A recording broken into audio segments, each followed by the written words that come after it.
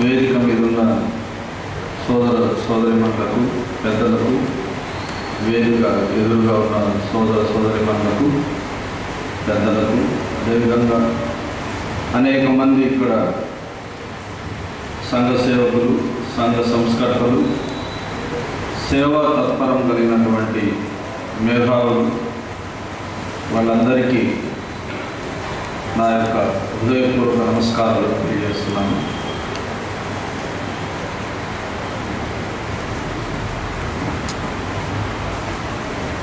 ఈరోజు ఇంత గొప్ప అవకాశం నాకు కల్పించినటువంటి సామాజిక సమరసత వేదిక వారికి, పెద్దలకు నా ధన్యవాదాలు. ఎందుకంటే నా జీవితంలో నేను మొట్టమొదట ఒక అవార్డు తీసుకుంది స్వామి వివేకానంద జయంతి సందర్భంగా ఉత్తమ యువకుడిగా నాకు అప్పటి మంత్రి చేతుల మీదుగా కస్తూర్బా కళాక్షేత్రంలో నేను తీసుకున్నాను. నాకు అప్పటిదాకా స్వామి వివేకానంద గారి గురించి ఆసక్తి లేదు. నేను ఈ రైల్వే ప్లాట్ఫామ్ మీద భోగిలు ఉడ్చే పిల్లల్ని తీసుకొచ్చి వాళ్ళని సంస్కరించి వాళ్ళ తల్లిదండ్రులకు అప్పగించే కార్యక్రమాన్ని దృష్టిలో పెట్టుకుని ప్రభుత్వం వాళ్ళు నాకు అవార్డు ఇచ్చే క్రమంలో ఒక చిన్న పుస్తకం ఆయన పటాన్ని ఇచ్చారు. ఈరోజు నా ఆఫీసులో ఆయన ఆ పటాన్ని భద్రంగా పెట్టుకొని ఆయన గురించి చదివి నేను చేసే కార్యక్రమాల్లో ఇంకా కొంత స్ఫూర్తిదాయకంగా తీసుకోవడానికి ఆయన జీవితం నాకు ఎంతో ఉపయోగపడింది. ఆయన గురించి చెప్తూ పోవాలంటే రోజులు సరిపోవు. ఇక్కడ నాకు ఇచ్చినటువంటి ఒక చిన్న అవకాశాన్ని నేను సద్వినియోగం చేసుకోవాలని చెప్పి కొన్ని విషయాలు మీ ముందు ఉంచదలుచుకున్నాను. నేను నా పుట్టక నేను ఒక ముస్లిం సామాజిక వర్గానికి చెందినవాడైనప్పటికీ నన్ను చాలామంది అడుగుతుంటారు, నన్ను ఈ అనాథల గురించి ఎందుకు ఇట్లా పనిచేస్తుంటావు. చాలామందికి అనుమానం కూడా, సరే ఈయనకేమన్నా ఫారిన్ ఫండ్ కోట్లు వస్తున్నాయి, దాని గురించి ఏమన్నా పనిచేస్తున్నాడేమో అంటే రకరకాలుగా సమాజంలో రకరకాలుగా అనుకుంటున్నారు. కానీ నన్ను ఎక్కువ మంది ప్రశ్నించిన వాళ్ళల్లో కొంతమంది ఈ విధంగా ప్రశ్నిస్తుంటారు. మాది స్వగ్రామం రాపూర్, నేను పుట్టి పెరిగింది రాపూర్. అంటే నాకు యుక్త వయసు వచ్చేటప్పుడు మా ఇంట్లో కూడా మరుగుదొడ్డి ఉండేది కాదు. మా ఊళ్ళో అగర్త కట్ట అని ఒక నవాబుల కోటకు చుట్టూ అగర్త కట్టుంటే మేము మరుభూమికి అక్కడికి వెళ్ళేవాళ్ళం. ఒకవైపు మేము శుభ్రం చేసుకుంటుంటే ఒకవైపు చల్లగా పిల్లలు నీళ్లు తాగుతుండేవాడు. అవే యానాదులు పిల్లలు ఆ డబర్లలో అగర్త కట్టలో నీళ్లు తీసుకెళ్ళి వంటకు, స్నానానికి వినియోగిస్తుండేవాడు. మా ఊళ్ళో యానాదులు సైతం ముస్లిమ్స్తో కలిసిపోయి అంటే వాయువాసులతో పిలుచుకుంటూ మా భాషను కూడా బాగా స్పష్టంగా మాట్లాడతారు. మరి ఇలాంటి పరిస్థితుల్లో ఈ అంతరాలు నన్ను కొంతవరకు మరి ఏంటి అని చెప్పి నా లైఫ్ కెరీర్ ఫస్ట్ నేను ఒక ప్రెస్ రిపోర్టర్గా స్టార్ట్ చేసినప్పుడు ఈ మేము తిని పారేసినటువంటి మామిడి ముట్లని ఆ చిన్న పిల్లలు ఆ చెత్త కుప్పల దగ్గర తీసుకొని ఏరుకొని తింటుంటే వాటిని ఫోటోలు తీసి వాళ్ళ గుడిసెలని వాళ్ళకు ఉన్నటువంటి పరిస్థితులను చేసి చల్లా చెదురైన అనాథలు, చల్లా అనాథలు అని చెప్పి ఉదయం పత్రికలో రాస్తే నాకు అవార్డు వచ్చింది. ఫస్ట్ అంటే నాకు ఆపేక్ష అనాథుల గురించి పనిచేయాలని అనిపించినటువంటి క్రమం అన్నమాట. ఆ తర్వాత నాకు అనాథుల గురించి తెలుసు. నాకు అవకాశం వస్తే నేను డెడికేటెడ్గా పనిచేస్తానని నేను భగవంతుడికి మనస వాచ కర్మన అంటే నేను కనెక్టెడ్ టు అంటే దేవుడికి నేను చెప్పుకునేవాడిని. మరి నాకు చాలా మంచి అవకాశం భగవంతుడు కల్పించాడు. ఈరోజు కొన్ని వేలాది యానాదుల జీవితాల్లో మార్పు కోసం కృషి చేసే అవకాశాన్ని ఆ భగవంతుడు నాకు కల్పించినందుకు నేను ఆయనకు ధన్యుడిని, నా ధన్యవాదాలు తెలియజేస్తున్నా. అదేవిధంగా స్ఫూర్తినిచ్చినటువంటి స్వామి వివేకానంద గారిని నేను హృదయపూర్వకంగా ఆయన్ని మనస్ఫూర్తిగా నా మనసులో చిరస్థాయిగా ఉంచుకుంటున్నాను. మరి నాకు ఈ చిన్నపాటి అంటే నాకు ఇంకొక సంతోషకరమైన విషయం ఇక్కడికి రాగానే నాకు అనిపించింది. ఈరోజు భారత మాత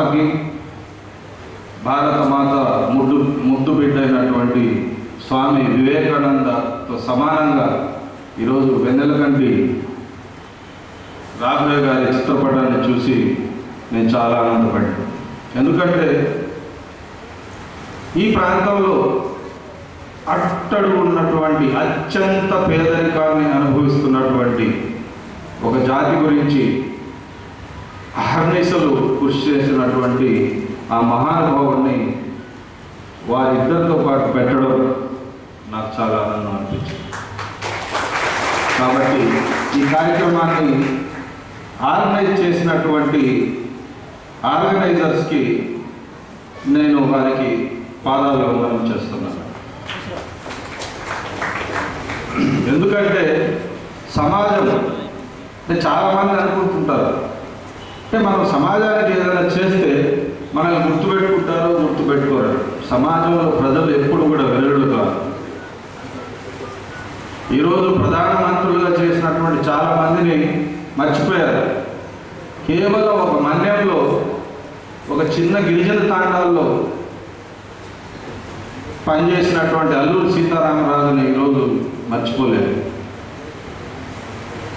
ఏళ్ల తరబడి ప్రధానం చేసిన వాడిని చాలామందికి జనాలకు తెలియదు. కానీ జనాలకి ఎవరికైతే నిజంగా సేవ చేస్తారో వాళ్ళని ప్రజలు ఖచ్చితంగా గుర్తుపెట్టుకుంటారని నా నమ్మకం. ఈ సందర్భంగా యానాదుల యువజన సమ్మేళనాన్ని ఉద్దేశించి నేను కొన్ని విషయాలు మాట్లాడదలుచుకున్నాను. అంటే నాకు చాలా తక్కువ అంటే సమయం కూడా ఉంది కాబట్టి నా ఈ అనుభవంలో నేను ఒకటే నమ్ముతున్నాను. యానాదులు బాగుపడాలంటే చదువు చాలా ప్రధానమైనటువంటి మార్గం. దాంట్లో నాకైతే సందేహం లేదు. మరి చదువుకోవాలంటే మరి యానాదులకు ఉన్నటువంటి సమస్యలు ఏంటంటే ప్రధానమైన సమస్యలు నేను గుర్తించింది. యానాదులు ఎక్కువ శాతం మంది వెట్టి చాకరీ చేస్తున్నారు. బాల కార్మికులు ఉన్నారు. రెండవది వలసలు పోతున్నారు. మరి ఈ మూడు అంటే ఒకటి వెట్టి చాకరీ, బాల కార్మికులు, అదేవిధంగా వలసలు పోవడం అనేది వీళ్ళు చదువుకోవడానికి నిరంతర ఆటంకాన్ని కలిగిస్తున్నారు.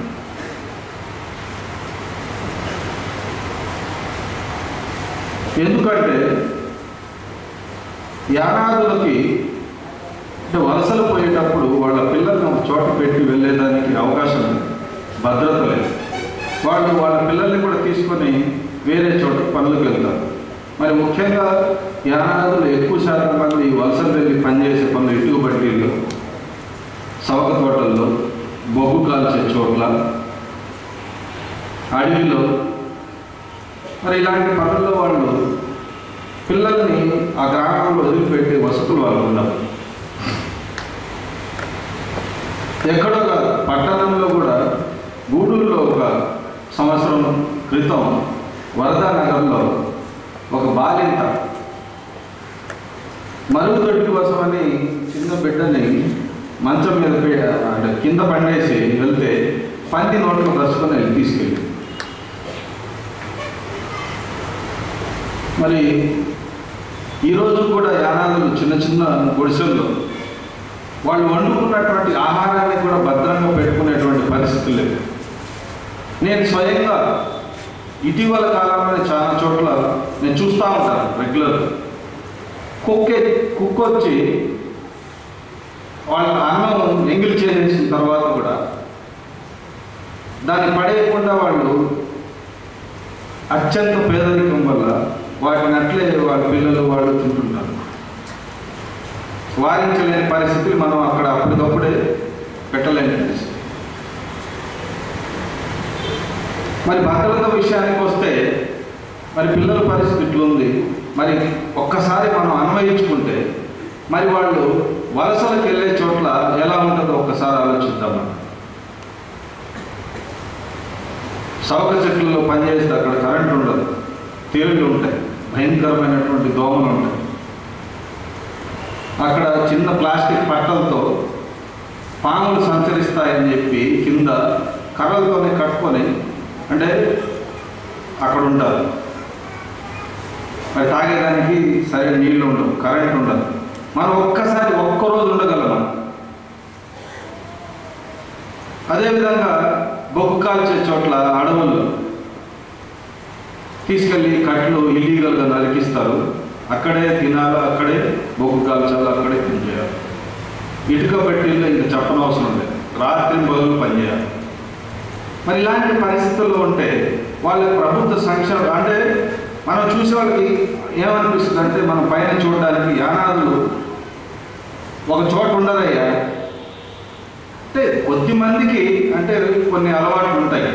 అంటే వాళ్ళు ఉదయం లేస్తే ఎలుకలను పట్టుకోవడానికో లేకపోతే ఏదో ఒక చాపదల్లో పట్టుకోవడానికి వెళ్ళాల్సినటువంటి అలవాట్లు ఉండే వాళ్ళు నిలబడరు, నేను కాదను. కానీ ఎక్కువ శాతం మంది వాళ్ళకి వాళ్ళు వలసలు పోవడం లేదు, బలవంతంగా వలసలకు పోతున్నారు. వాళ్ళకి అవసరం ఉన్నా లేకపోయినా కూడా కొంతమంది డబ్బులు ఇచ్చి వాళ్ళని ఆధీనంలో పెట్టుకుంటున్నారు. ఇందాక గౌరవనీయులు మన రామకృష్ణ గారు చెప్పినట్లు, శివరామకృష్ణ గారు చెప్పినట్లు ఆ చిన్న బిడ్డ అంటే ఇట్లాంటి కోపలు ఉన్నాయండి. ఆ చిన్న బిడ్డ చనిపోవడానికి 6 సంవత్సరాల బిడ్డ అంటే 2000 రూపాయలు అయ్యా నా భార్యకు బాగాలేదు అని చెప్పి యజమాని దగ్గర 2000 రూపాయలు అప్పు చేసిన కారణానికి, అయ్యా నా భార్యకు బాగాలేదు, చాలా పొద్దుపోయింది, నేను ఇంటికి పోవాలంటే గుజ్జుకర్ర తీసుకొని యజమాని కొట్టాడు గెరసలు బిత్తర పారిపోయాడు. వెంటనే తర్వాత వచ్చి వాడు 2000 బాకీ ఉన్నాడు, సుబ్బారావు నువ్వు ఈ పిల్లోడిని నేను తీసుకెళ్తున్నా, వాడు వచ్చి 2000 కట్టి నాకు కనబడితే బిడ్డలు ఇస్తానని చెప్పి తీసుకెళ్ళి ఒక ఆయనకు ఉన్నటువంటి ఒక ధాబాలో పెట్టుకొని ఆ ధాబాలో ఆ పిల్లోడి చేత 6 ఏళ్ల పిల్లోడి చేత గ్లాసులు కడిగిస్తుంటే ఆ చిన్న బిడ్డ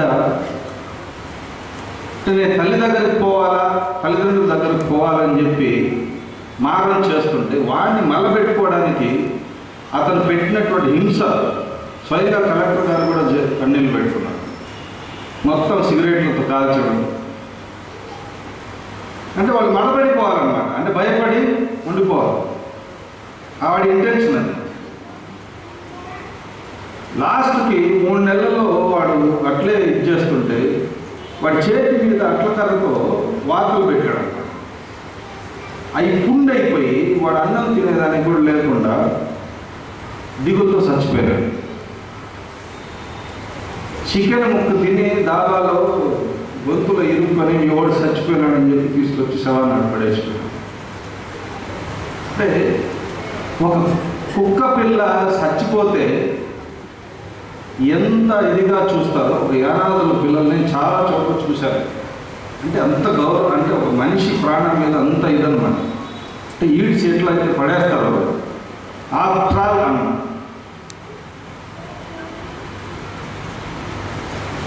ఇలాంటి దౌర్భాగ్యమైనటువంటి పరిస్థితి ఈరోజు కూడా ఉందండి. పిడూరు పాలెంలో సార్ చెప్పేది ఇంకో గ్రామం గురించి మేకల లక్ష్మి అని చెప్పి, ఇది రికార్డెడ్ అండి, నేను ఏదో లేట్గా చెప్పడం కాదు, సబ్ కలెక్టర్ ముద్రేసి సైన్ చేసి ఇచ్చినటువంటి పత్రం గురించి చెప్తున్నాను. 40 సంవత్సరాల క్రితం భార్యకు బాలేదని మేకల లక్ష్మయ్య అనే అతను 500 రూపాయలు అప్పు చేస్తే 40 సంవత్సరాలుగా భార్య కూడా చచ్చిపోయింది, ఇంకో పెళ్లి చేసుకున్నాడు, ఆయన వాళ్ళ పిల్లలు ఆ కుటుంబానికి పనిచేస్తున్నారు. ఒకరోజు నేను ఆ గ్రామంలో వెళ్ళి చల్లగా కూర్చొని మాట్లాడుతుంటే 8 గంటలప్పుడు ఇట్లా కుంటుకుంటా పోతున్నాడు ముసలాయన. ఏమయ్యా ఏమి పొద్దుపోయి వస్తున్నావు, ఏం పేరు నీ పేరంటే నా పేరు లక్ష్మయ్య సార్ అనేసి వెళ్ళిపోయినాడు. ఇప్పుడు వస్తున్నాడు సార్, పొద్దునే తొడుకుపోతాడు వాళ్ళ ఆసామి, మనవాడు ఆడని కొడుకుంటాడు, ఆడేమిటి వచ్చేస్తాడు, మనవాడు కూడా ఈ మధ్య దీపావళి రోజు ఓనర్ వచ్చి కొట్టి వెళ్ళిపోయినట్టు విచారిస్తే 500 తీసుకున్న పాపానికి 40 సంవత్సరాలుగా ముసింది, అతను కొడుకు చచ్చిపోయినాడు, కోడలు ఇంకోటి వెళ్ళిపోయింది, మనవాడు వాళ్ళ దగ్గర విచారణ చేస్తున్నారు. ఉదయాన్నే 5-5:30 తీసుకెళ్ళిపోతే 8-8:30 వదులుతారు. వాళ్ళందరికీ కలిపి 50 రూపాయలు కూలిస్తారు.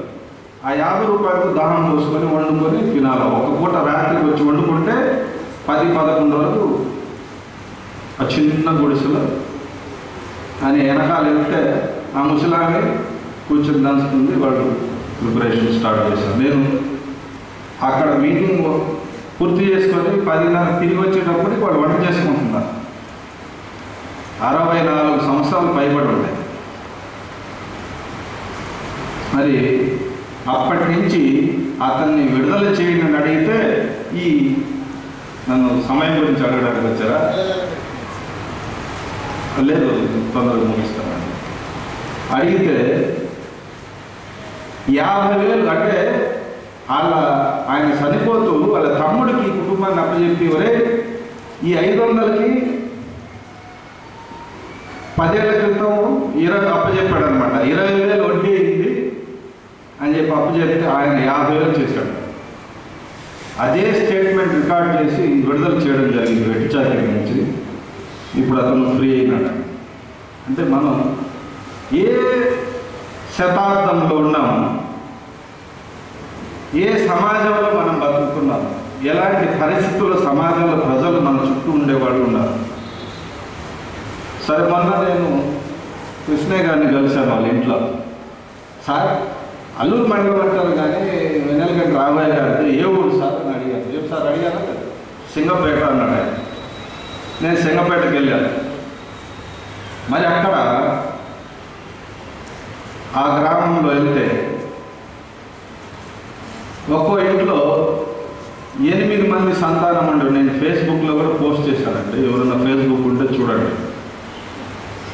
500 రూపాయలకి 6 ఏళ్ల నుంచి రేషన్ కార్డులు పొదవ పెట్టుకున్నారు. అవి అంత్యోదయ కార్డుల కింద కూడా కన్వర్ట్ అయ్యి ఉంటాయి.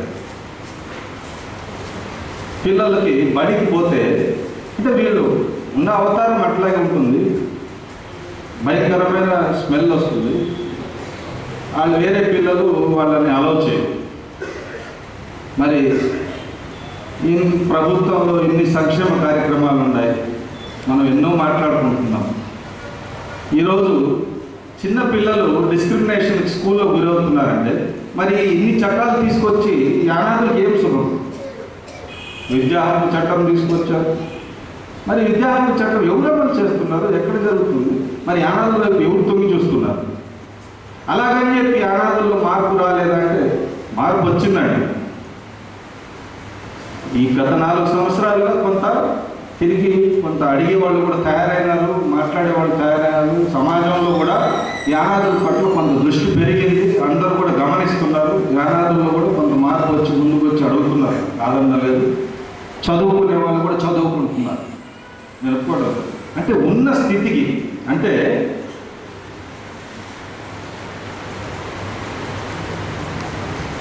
ఆ 30 ఎకరాలు 40 ఎకరాల్లో ఇల్లుండేటువంటి వాళ్ళకి 10 గజాలు లేకుండా ఇంత ఎత్తులైన గుడిసెల వాళ్ళకి ఎంత తేడా ఉందో యానాదుల్లో జరుగుతున్న అభివృద్ధికి అంటే ఎంతమంది ఉండారో అంటే ఆ పరిస్థితులు అంటే డెవలప్మెంట్ అనుకుంటే కింది స్థాయిలో అంతేమంది అట్లాగే ఉన్నారు. ఏ కొద్ది మందో 9 జిల్లాలలో సేకరిస్తే ఒక 500-600 మంది కూడారండి. ఉద్యోగాలలో కొంచెం పరిస్థితులు ఉండేవాడు.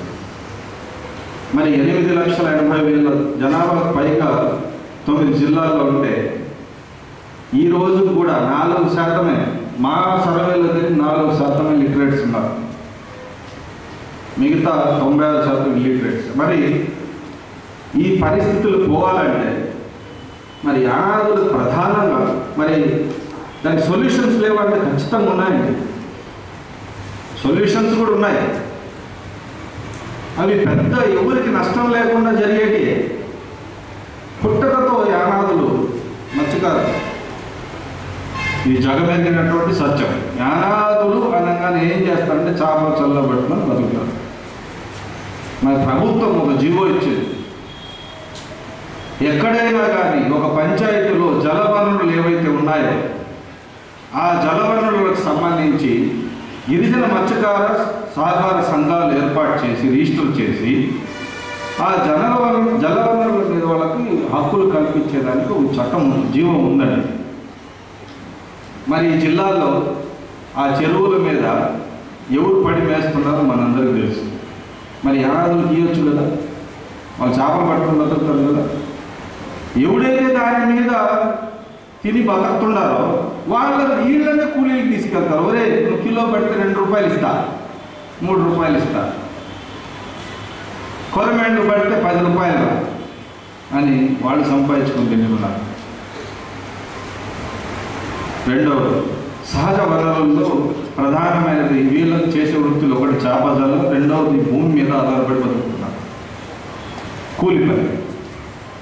మరి యానాదులకు తెలియని వ్యవసాయం అంటూ లేదు. మరి యానాదులకు వ్యవసాయానికి సంబంధించి మేము సమాచార హక్కు చట్టం కింద ప్రభుత్వ రికార్డులు బయటకు తీస్తే 68,000 కుటుంబాలకి 1,27,000 ఎకరాల భూమి వాళ్ళ యానాదుల పేర్ల మీద ఈరోజు ఉన్నాయి. మరి ఏమండి, మరి వాళ్ళ పేర్ల మీద ఉండే భూములు వాళ్ళకి మీరు కొత్తగా ఇవ్వాల్సిన అవసరం ఏముంది? మరి ఇచ్చి మరి అనేక సంక్షేమ కార్యక్రమాలు భూమి అభివృద్ధి గురించి ఉంది. ఈరోజు ఇందాక సార్ చెప్పినట్టు సర్పు poorest of the poor identification మనం స్టార్ట్ చేసి అంటే దాంట్లో పూరెస్ట్ ఆఫ్ ది పూర్ని గుర్తించంటే అత్యంత నిరుపేదలను గుర్తించి వాళ్ళకి సకలం అనమాట. అంటే వాళ్ళకి ఒక లిమిటేషన్ ఏం లేదు, వెంటనే వాళ్ళకి ఏమేమి కావాలో అన్నీ చేయాలి. ప్రభుత్వం స్పెషల్ గ్రాంట్. మరి అక్కడ కూడా యానాదుల పేర్లు లేవండి. ఉన్నా కూడా ఇంకోరు చెప్పిన పేర్లే ఉన్నాయి. ఇలాంటి పరిస్థితులు ఉన్నాయి. మరి ఆ భూమి ఇంద్రజల ప్రాపర్టీ ఎన్ఆర్ఈ చేస్తుంది. దీని ద్వారా భూములు డెవలప్ చేసి ఒక 2 ఎకరాలు ఇస్తే వాడు పెద్ద భూస్వామి అయిపోతాడా లేకపోతే మారిపోతాడండి? వేడికి సరైనది ఆ 2 ఎకరాలు చేసుకుంటారు. చేసుకునే అవకాశం కల్పించి కొద్దిగా చేపలు పట్టుకునే అవకాశం ఉంటే వాడు కూలి పని చేసుకొని వచ్చిన దాంట్లో వాళ్ళు వాళ్ళ బిడ్డల్ని చదివించుకునే దానికి అవకాశం ఉంటుంది. వలసలు పోవాల్సిన అవసరం ఉండదు, ఇంకోరి మీద ఆధారపడాల్సిన అవసరం. మరి ఈ వచ్చినటువంటి మార్పు ఏ విధంగా ఉందంటే నా అబ్జర్వేషన్ చెప్తున్నాను సార్, అది కరెక్టో నేనేమనుకుంటున్నానంటే కొంతమంది కట్టుబట్టల్లో కొంత మార్పు వచ్చిందండి. కొంతమంది పిల్లలు చదువుకుంటున్నారు, కొంత మాట్లాడగలుగుతున్నారు, అర్జీలు రాసుకుని తీసుకెళ్ళి అధికారులకు ఇవ్వగలుగుతున్నారు. కానీ మెంటల్ సౌండ్ రాలేదండి. ఈరోజు కూడా గ్రామాల్లో మనం వెళ్ళి నిలబడితే వెనకాల ఉంటున్నారు, ముందుండడం లేదు. నీకేం కావాలని సాక్షాత్ జిల్లా కలెక్టర్ వచ్చి అడిగినా ఏదో ఒకటి చేశారు అంటే నాకేం చేయాలా, నాకేం కావాలా, నేను ఏ విధంగా బతకాలా, నా భవిష్యత్తు ఏంటి, నాకు ఉన్నటువంటి హక్కులేది అనేటువంటి పరిస్థితుల్లో ఈరోజు యానాదుల పరిస్థితి లేదు. మరి ఇట్లా చెప్పుకుంటా పోతే చాలా ఉన్నాయండి. నేను ఇక్కడికి వచ్చినటువంటి పెద్దలకి ఉన్నటువంటి ఇక్కడ నా యానాది సోదరులకు యువతకు చెప్పేది ఏంటంటే ఎవడో వచ్చి చేయరండి. యానాదులు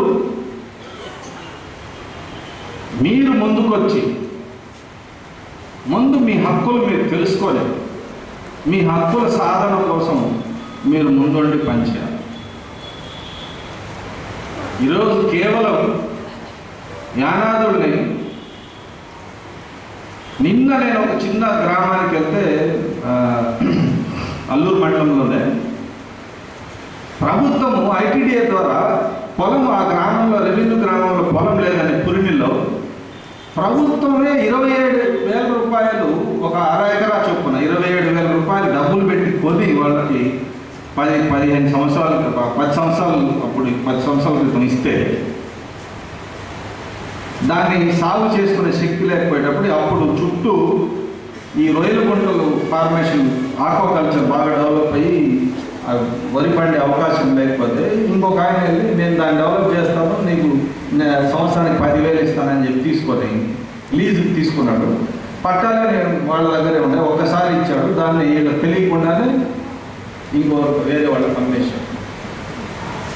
మరి ఏమయ్యా ఏంటంటే సార్ మేము చాలాసార్లు ఎవరికి ఇస్తాను వచ్చి నీ భూమి నీకు అవకాశం ఇచ్చింది ప్రభుత్వము, నువ్వు లీజు వాడు 10,000 రూపాయలు ఇచ్చాడు, మళ్ళా చేసుకోలేదు, వాళ్ళకి అమ్మేశాడు, నువ్వు వెళ్ళి నీ భూమి దున్నుకో.